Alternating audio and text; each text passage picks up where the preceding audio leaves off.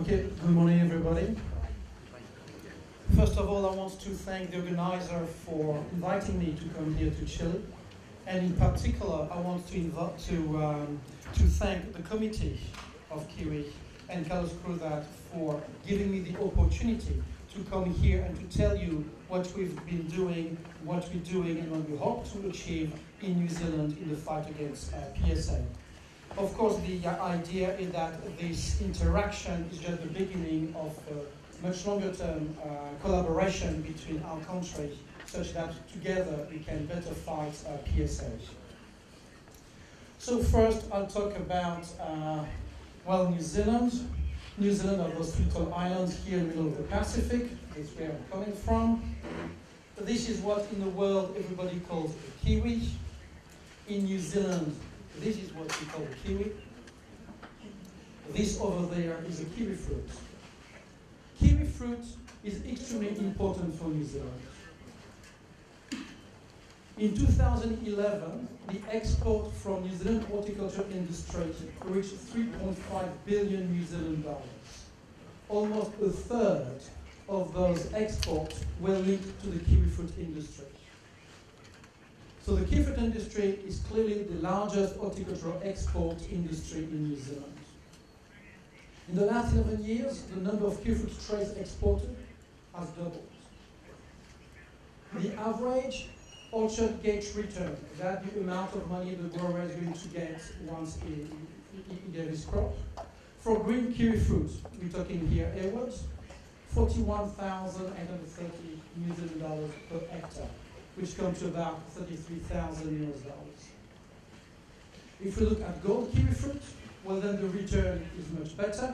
The return is $90,911 per hectare of yellow kiwi fruit, which in this case is a hot 16, which is about $72,000.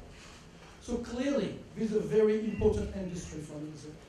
And so therefore, where in November 2010, we had those symptoms on leaves, few leaf spots, and then few flowers that were necrosed, which later that month were followed by should die back. We were worried. We were worried because that industry is so important and because we've seen that before in Italy. In Italy, a couple of years earlier, they had leaf spots, just like we had. They had a should die back. That was 2008. The following year, this was followed by red exudates, cankers on young trunks with discoloration of the tissue underneath the bark, production of a white exudate on infected tissue. Sometimes you have that white exudate produced on asymptomatic tissue. You have here a cluster of flowers with no symptom whatsoever, and here's some exudates. Some birds that failed to develop, some canes that were dying, and that resulted by 2009 in huge orchards of hot 16A yellow kiwi fruit had to be cut out in Italy. Clearly we were worried. That disease was caused by PSA, and of course our concern was, do we have PSA in New Zealand? By that time we developed a tool, a molecular tool we call PCR, with two primers we call PSA F1R2, that allowed to pick up all those strains of PSA. All those strains of PSA we tried would always give us a 280 base pair band, represented here by that white band, while those strains which are not PSA do not give a band. There were very few exceptions. One of them was Seminario Thier, which also gave us a 280 base pair band. However, it was actually easy for us to distinguish Seminario Thier from Seminario actinidase. You have here the Thier on the top, the actinidase in the bottom. They look the same until you turn on the UV light. And then clearly you know which one is PSA, which one is the problem. So we used that tool, and in November 2010, we said, do we have PSA? And if we have PSA, where is PSA in New Zealand? So that is New Zealand, actually just part of it. We've got here North Island. The South Island is down there. We see just the very top of it. Each green dot is a kiwifruit orchard, and you can see a huge concentration of kiwifruit orchard in that region. That is called Bay of Plenty. And you have here the names of the different regions where kiwifruit is being grown. November 2010, when we used our identification tool, we found PSA in Tupuki, we found PSA in Oxbay, we found PSA in Waikato, we found PSA in Motueka, and the question was, how did it happen? How so rapidly we've got PSA throughout the country? Could it be that, in actual fact, we need to look a little bit deeper in what that PSA is? So we came up with a new tool. That tool is called box PSA. I won't go into the detail of it, but basically what it does is the equivalent of a fingerprint for bacteria, and all the strains which are related will share the same fingerprints. When you have the strains of PSA from New Zealand and you analyze them with that tool, you clearly see two groups of strains. The strains that have this profile and the one that have this profile. Very interestingly, the strain that had this profile here, when they were inoculated on young kiwifruit plants, they killed the plants. Every single strain from here would kill the plants. By the way, the strains from Italy and Europe from 2008 and 2009 have this exact same profile. On the other hand, every strain isolate which had that profile, when inoculated onto kiwifruit, did very little.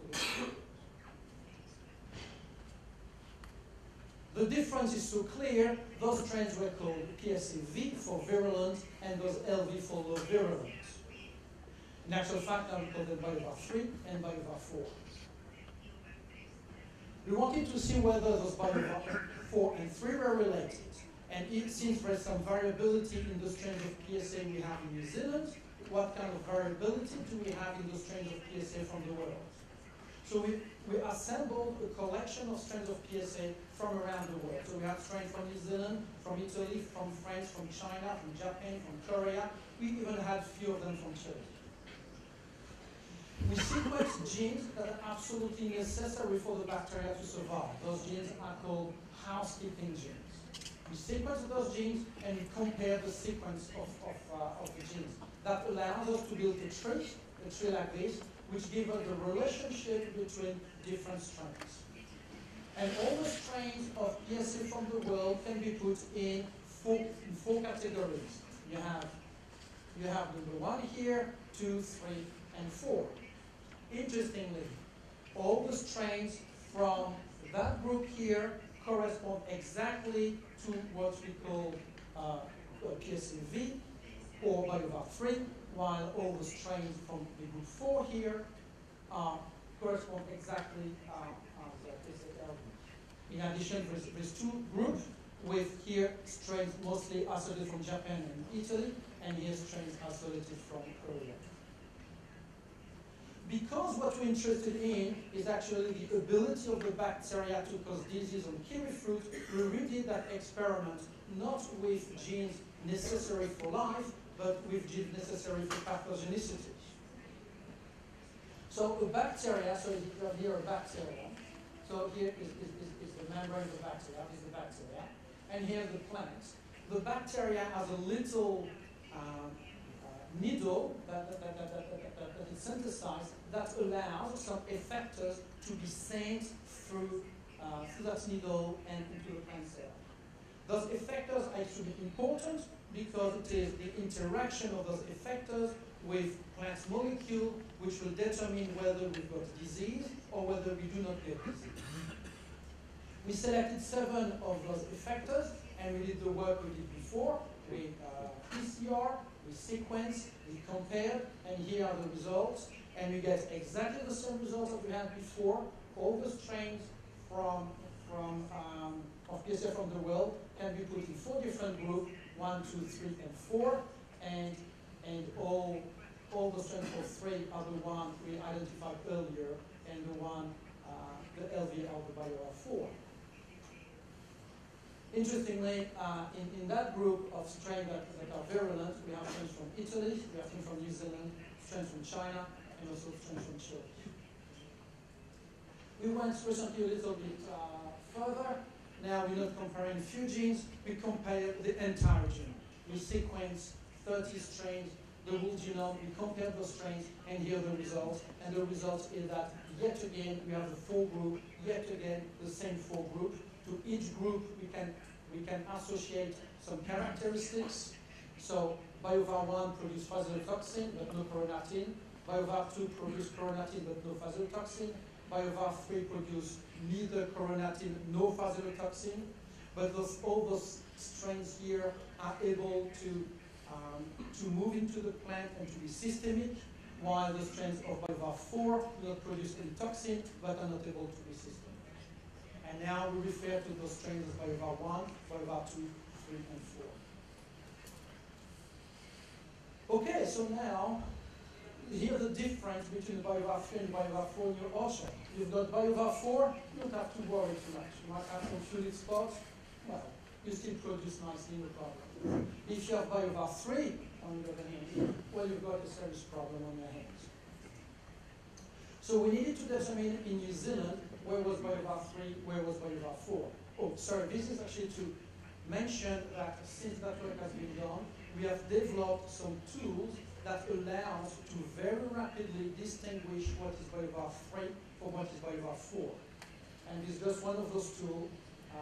This is a real-time PCR with these other tools that have been developed. In particular, a tool that we hope will be coming on stream perhaps in a year or 18 months' time from now, will be a test that could be done in the orchard and will take about half an hour to get the results. So we had an identification tool which tells us what is it PSA, we need a composition tool. Let's go back to November 2010 in New Zealand. With the identification tool, we had PSA throughout the country. Where is BioVar3? Well, BioVar3 was there, and only there. That was the only place where we found BioVar3 in 2010. If you look closer, so this is Bay of Plenty, and this is the heart of the kiwi fruit industry in New Zealand, and even by December, only very few orchards, we had detected the presence of BioVar3. Now, I'd like to show you a little movie that shows how rapidly that bacteria has spread in New Zealand. Okay, December 2010, January, February, oh, it has moved over there. This is 40 kilometers over here already. It keeps moving. It is over there. In August, this is our winter. It keeps moving. It is over there now. Or also in between, suddenly we discover the blood PSA. It has moved. It's over here. Also, it keeps being infected. November, so that's about a year after the first time we discovered PSA on very few orchards in Bay of Plenty. It has moved here in South Auckland. And of course, it keeps moving it goes here to Rotorua.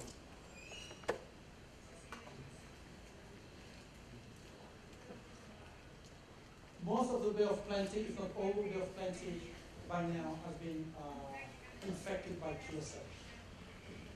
The distance from here to there, 145 kilometers.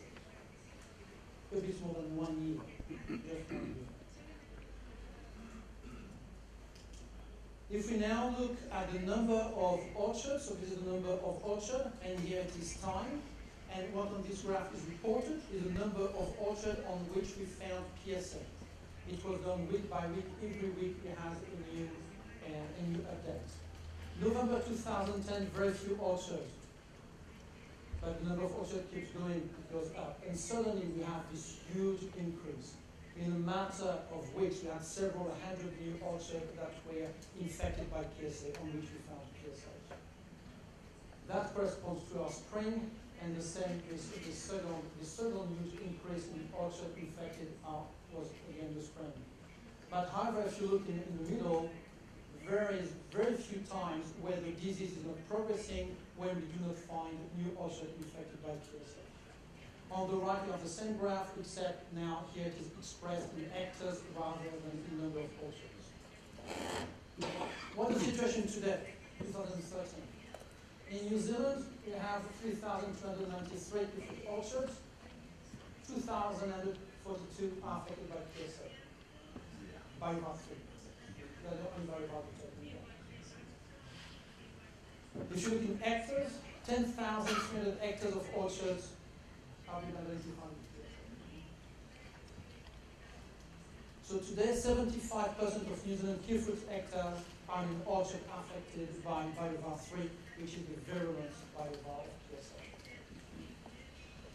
Could we compare now that map? It's about the same scale. So this is where kiwifruits are grown in New Zealand. Remember, each green dot is a kiwifruit orchard. Each red dot here is an infected orchard. And if you look, you'll see there is very few dots that are on this side that are green and not red here.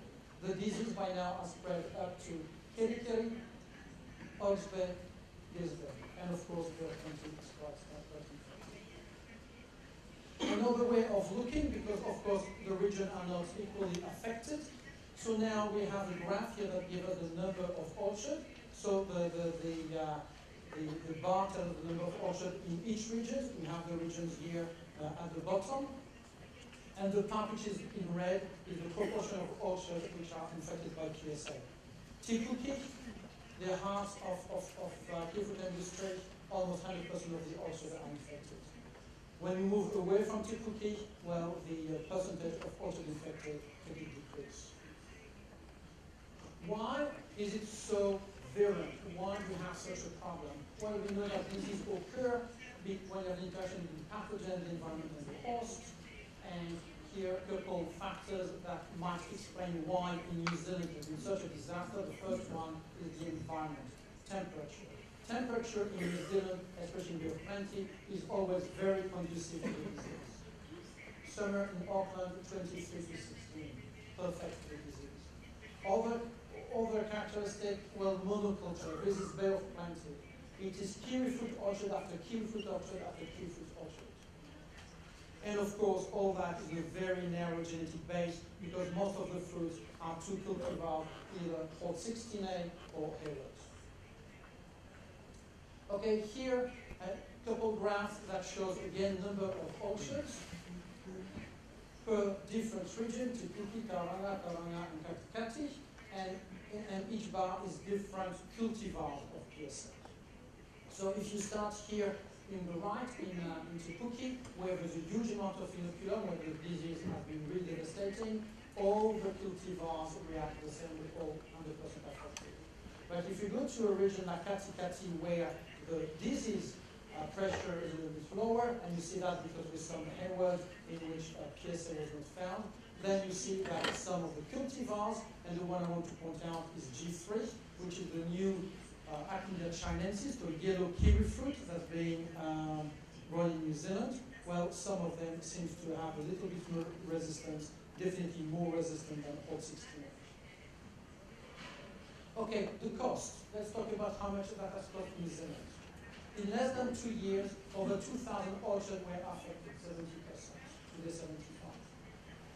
We had a study done by some economists, and they looked at the complete cost of the disease on every segment of the economy. And they told us in the next 5 years, it's going to cost you between 310 and 410 million New Zealand dollars.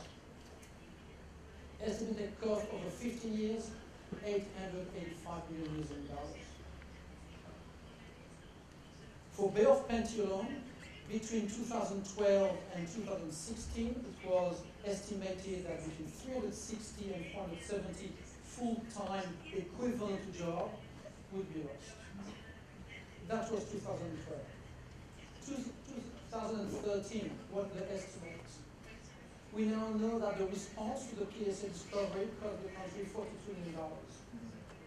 In Tipuki alone, over 1,000 hectares of horticulture have been cut out. Cut out, I mean cut at the base. Approximately 2,100 hectares have been regrafted with that cultivar G3, which is a yellow cultivar in which we can put a lot of hope, because it's a bit more resistant than Hall 16A, and it cost about $60,000 an hectare to graft. So that regrafting exercise cost $60 million. All of that was in the study I presented before. However, there's two other factors that were not calculated in the study, which mean that the figures I presented before are underestimate of the real cost of PSA. And those two factors are the people thought that Haywards and the new cultivar like G3 would produce 100%, that it would not be affected at all by PSA. We now know that is not the case. Hayward and G3 are being affected by PSA. And the other thing that was not taken into account, it is the price of the land. If you do not produce on your land, the land loses value.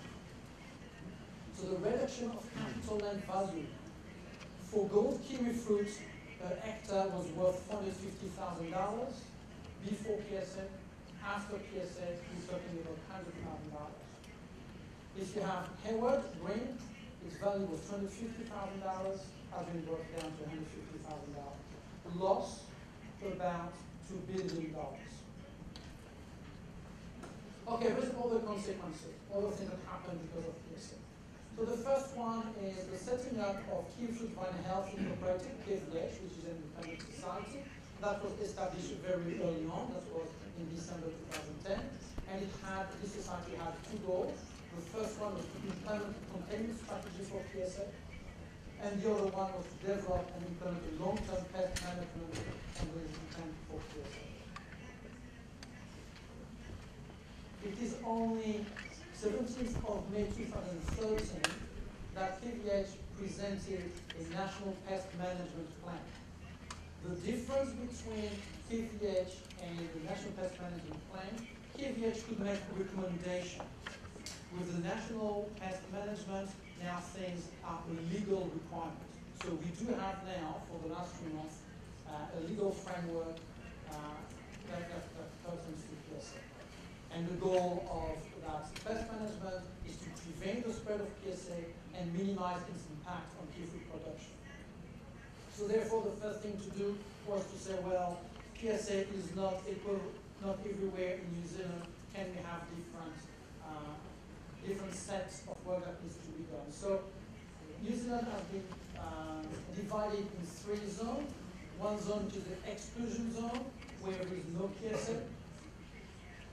The containment region zone, this is where the average is less than 35% of area affected by PSA. And we have a couple of them, which are here in Kerikeri. Here, you don't see the color, but there is a Coromandel, Kerikeri, and I believe this one as well. And then, if there is more than 35% of the orchards or hectares of kiwi fruit affected by PSA, well, then that's called recovery zone. And the recovery zone, all that here is recovery zone. So, what needs to be done? Well, you need to check regularly that those zones exist and the orchard are placed in the right zone. So it's a legal requirement now to have a monitoring.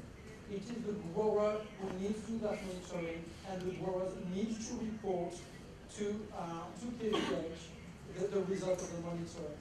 So in the exclusion region, so where there is no PSA, we want to be sure that it stays without PSA, and there is two monitoring that needs to be done, one in July, August, and one in November, with dates by which the paperwork has to be sent back to KVH.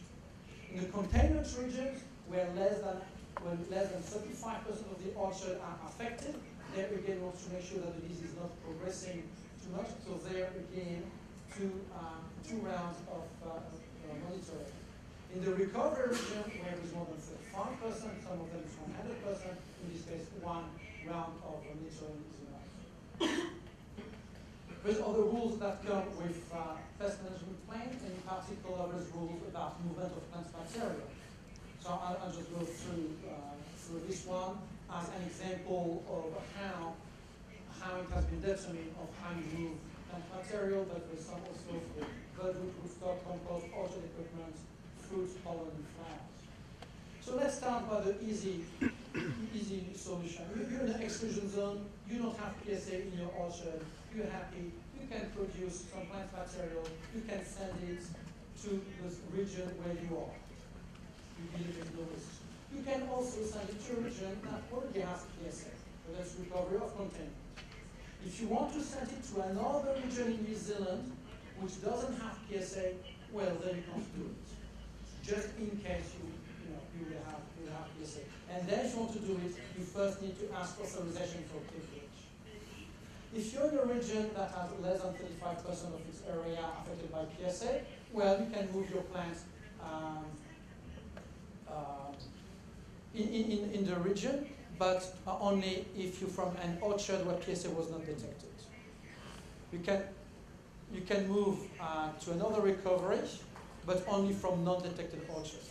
If you want to go to a containment, another containment region, you need authorization, and you cannot send to exclusion, so a region where there is no PSA. If you're a region where there's a lot of PSA, if you have a PSA-V orchard, well, you can move in the same region, but you cannot move to a containment or exclusion, and if you want to move to another recovery region, you need authorization.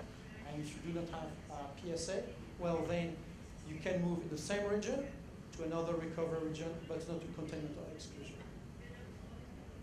There's other rules. There's another rule for orchard equipment, and basically it is the same philosophy. If you come from an exclusion zone where there's no PSA, you can move everywhere except to another exclusion zone to prevent the risk of disseminating the disease further.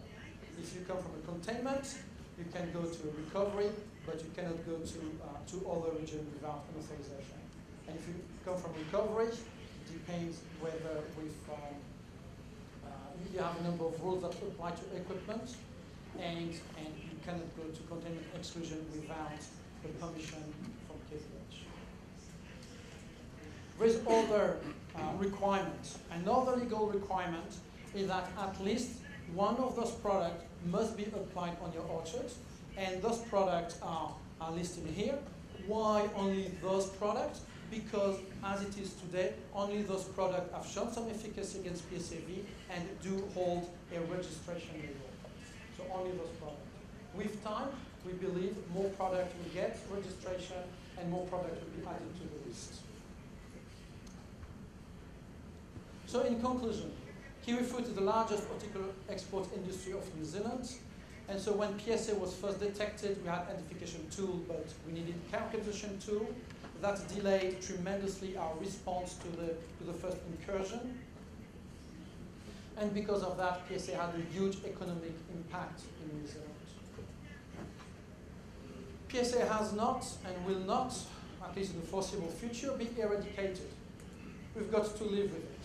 So we need to learn how to deal with it. And to keep the kiwi fruit industry of New Zealand profitable, we now have in place a national pest management strategy which contains some legal requirements for New Zealand kiwi fruit growers. And that's the presentation as it is. Thank you.